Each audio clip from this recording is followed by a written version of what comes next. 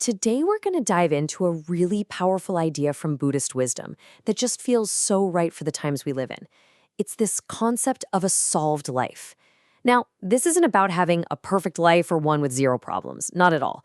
It's about finding the tools inside yourself to build a sense of peace and clarity no matter what's going on around you. So, let's get right into it. So, let me just ask you straight up. Does your life ever feel, I don't know, unsolved? Like it's a giant puzzle, but you're missing a few key pieces.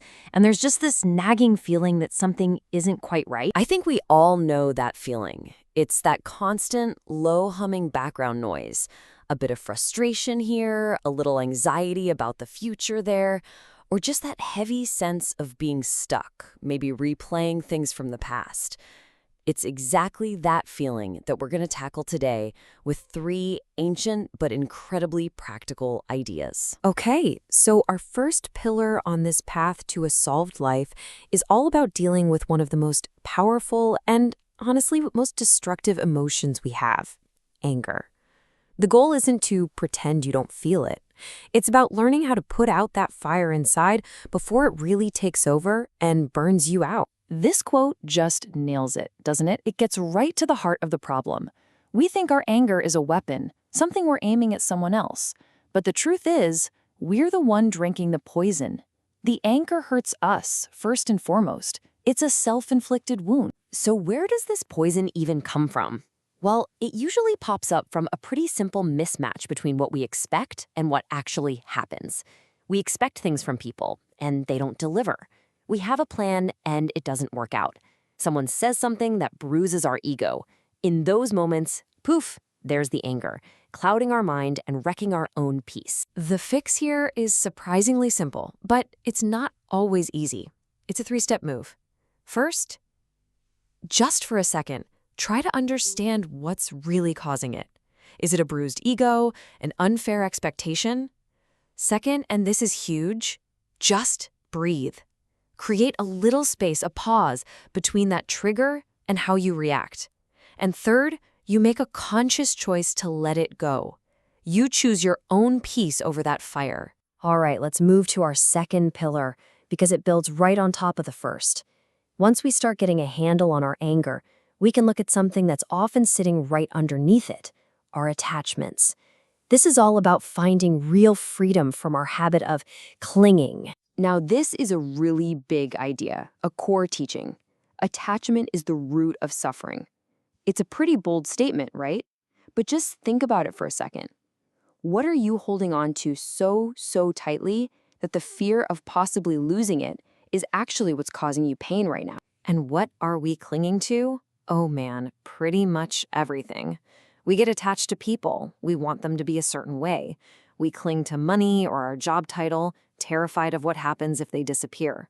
We even get attached to our own thoughts and our own stories about the past, which keeps us completely trapped and unable to live in the now. And this next point is absolutely critical.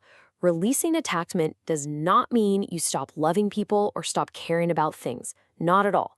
It's about the massive difference between clinging and truly caring. See, clinging on the left is all about fear and expectations. It's like saying, I need you to be this way for me to be happy. But caring with freedom on the right, that's based on real kindness. You can love fully and enjoy things deeply without that constant gnawing anxiety of losing them. This brings us to our third and final pillar, and this is the one that really ties the whole thing together. It's living with full awareness. This is the practice that makes letting go of anger and attachments even possible. It's the simple but profound power of just being present. I mean, how direct and powerful is that? Be where you are. Otherwise, you will miss your life. It's a total wake-up call. If our mind is always somewhere else, lost in what happened yesterday or worried sick about what might happen tomorrow, we are, quite literally, missing out on the only moment we ever actually have, which is right now. So let's just look at this contrast. On the left, that's the state most of us are in most of the time, right? Lost in thought, bouncing between regrets about the past and anxieties about the future. But on the right, that's being fully present. And this doesn't mean you have an empty mind. No way. It just means you start watching your thoughts pass by, kind of like clouds in the sky, without getting carried away by them. You're just here, grounded in this moment. And the results of this practice, what are the gifts you get? They're huge. You get clarity, a deep sense of inner peace, and maybe most importantly, you actually forge a real, genuine connection with your own life as it's happening. Okay, so let's bring these 3 pillars home now. We've talked about letting go of anger, releasing our attachments, and living with awareness. So what does this all add up to? Well, it adds up to what we've been calling the solved life. So what is a solved life, really? It is not about controlling everything on the outside to make your world perfect. That's a game you can't win. Instead, it's about mastering your inner world. It's a state of freedom and peace that you create inside yourself, by yourself, for yourself. So here it is. This is your path. Think of it as your personal checklist for this journey. It's a constant practice, noticing your anger and choosing to let it go, recognizing what you're clinging to and gently releasing your grip.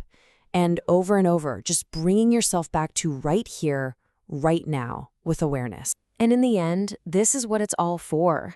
This is the goal and the reward. It's not some complicated formula. It's a simple, beautiful state of being. A mind that's free, not burdened by all that clinging. A heart that's at peace, not all stirred up by anger. And a clear view of reality, because you're actually here to see it. So the final question isn't about whether you can do it all overnight, but simply, are you willing to take that first step on the path today?